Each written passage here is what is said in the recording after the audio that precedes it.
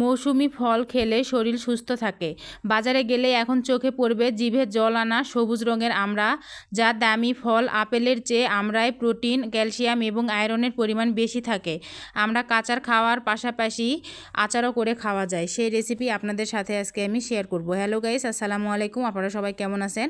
আলহামদুলিল্লাহ, আমি অনেক ভালো আছি। যারা আমার ফেসবুক থেকে দেখছেন তারা অবশ্যই লাইক কমেন্ট শেয়ার করে দিবেন, আর যারা ইউটিউব থেকে দেখছেন তারা অবশ্যই চ্যানেলটি সাবস্ক্রাইব করে দিবেন। প্রথমে আমি এখানে 1 কেজি আমড়া নিয়েছি, সেগুলোকে খোসা ছাড়িয়ে পরিষ্কার করে ধুয়ে নিব।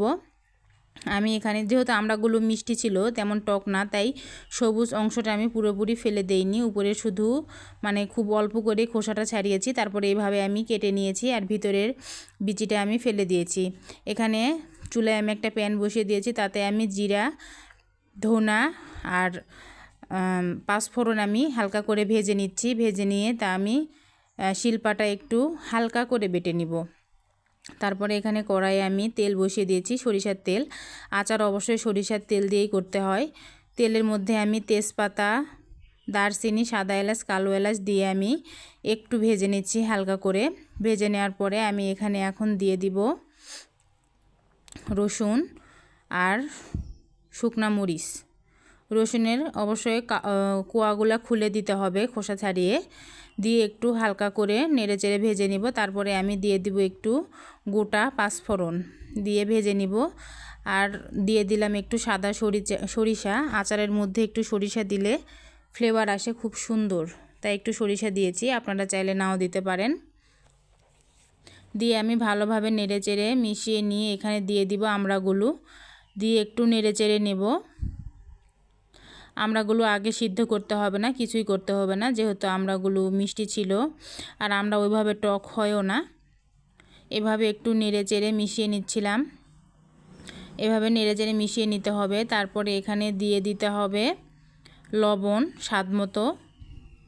এখানে আমি দিয়ে দিচ্ছি স্বাদ মতো লবণ, হলুদের গুঁড়া, মরিচের গুঁড়া, সব কিছুই আমি পরিমাণ মতো দিয়ে দিব। আমি একটু মরিচ বেশি দিয়েছি, কারণ আচার একটু ঝাল ঝাল না হলে খেতে ভালো লাগে না, এই জন্য বেশি দিয়েছি। আমি আজকে আচারটা বানাবো চিনি দিয়ে, আপনারা চাইলে গুড় দিয়ে বানাতে পারেন। গুড় দিয়ে বানালে আচারের কালার বেশি সুন্দর আসে, খেতেও বেশি মজা লাগে। তবে আমার হাতের কাছে যেহেতু চিনি ছিল, তাই আমি চিনি দিয়েছি। এই পর্যায়ে আমি এখানে অ্যাড করে দিচ্ছি 1 কাপ চিনি।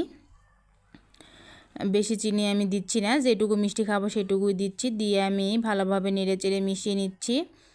মিশিয়ে নেওয়ার পরে দেখুন পানি বের হয়ে যাবে। এখানে এক্সট্রা আর কোনো পানি ব্যবহার করতে হবে না। আচার যেহেতু অল্প আছেই বানাচ্ছি, তাই ধীরে ধীরে যে পানিটা বের হয়ে গেছে, দেখুন অনেক পানি বের হয়ে গেছে, এটা দিয়ে সিদ্ধ হয়ে যাবে। আর এই যে মশলাটা আমি সর্বপ্রথম ভেজে নিয়েছিলাম তা গুঁড়ো করে এই পর্যায়ে অর্ধেক আমি দিয়ে দিলাম, আর অর্ধেকটা দিয়ে দিব আমি শেষে।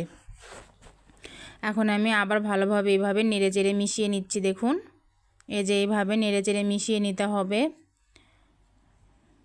এই যে দেখুন কত পানি বেরিয়ে গেছে। এগুলোকে একদম পুরোপুরি শুকিয়ে নিব, একটুও পানি রাখবো না, সবটাই শুকিয়ে নিব।